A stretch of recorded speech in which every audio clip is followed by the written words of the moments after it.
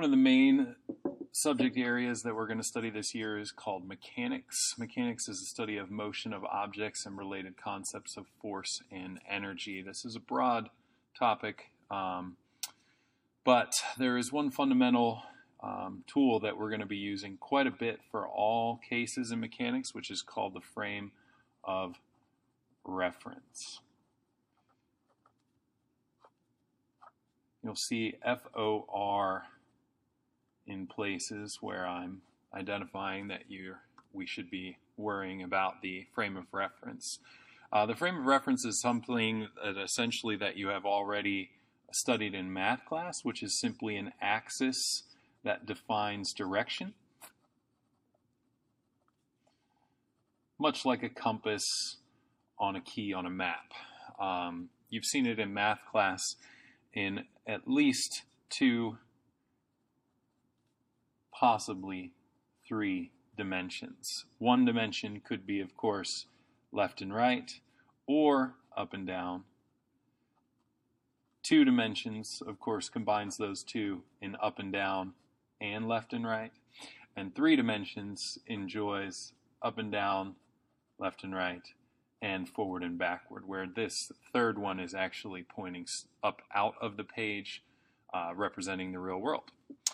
The key with frame of reference is understanding that these items that define direction are not hard and fast rules as they are presented in math class. In fact, they depend on 3 characteristics: initial position, which is defined by you in the frame of reference, which is typically the origin at these points; the variables defined, which essentially is allowing us to measure these things in terms of distances represented by x and y and possibly z, but also other terms that could be changing within a given function, such as force or time, which is another important one.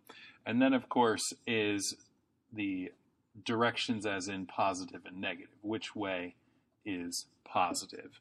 The last one, this positive nature, is really where physics and physicists take the liberty to control the frame of reference as much as they see fit.